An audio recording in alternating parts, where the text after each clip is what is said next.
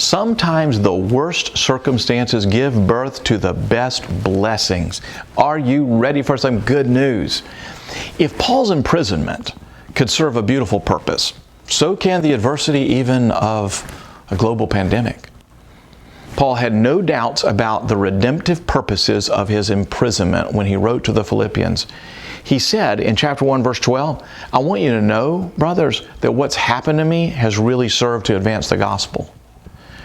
If you're facing difficulty or enduring hardship, God's going to use these challenging times for noble purposes.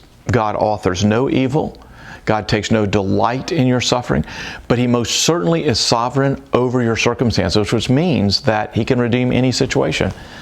Though Paul wrote the Philippian epistle from prison, the apostle saw the hand of God at work in his suffering and his incarceration.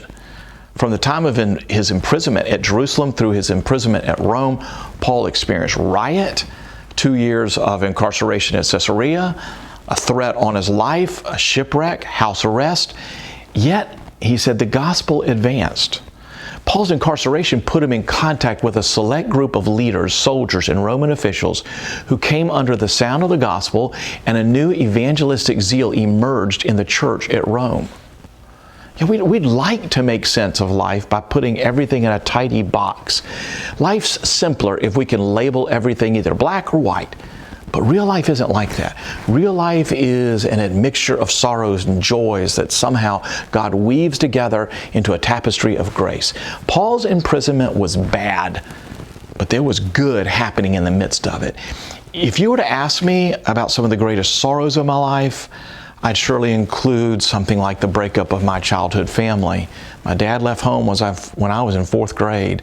And I would have done almost anything to have my parents back together, happy and healthy. But if you ask me about the most spiritually formative experiences upon which I've built my faith, I'd have to include the sad dissolution of my parents' marriage. Why? Because when my father left home, my mother called out to God for help. And He answered her by sending a friend who rang the doorbell, introduced her to Christ, and in turn, my mom shared Christ with me. And our family joined this powerful gospel-centered church that shaped me into who I am, and I wouldn't be talking to you today if that hadn't happened. Wrongful imprisonment, marital breakups, pandemics, it's all bad. But God can use these types of things for the advancement of the gospel, so in that sense, they can be good. Whatever you're going through now, take heart. God can use it for good, and that's the gospel. Well, that's today's daily devotional. You can get more videos by clicking right here, or better yet, if you haven't done so, subscribe so you can make sure you start out every day with good news. In this bad news world, we need to start our day with good news. Nice.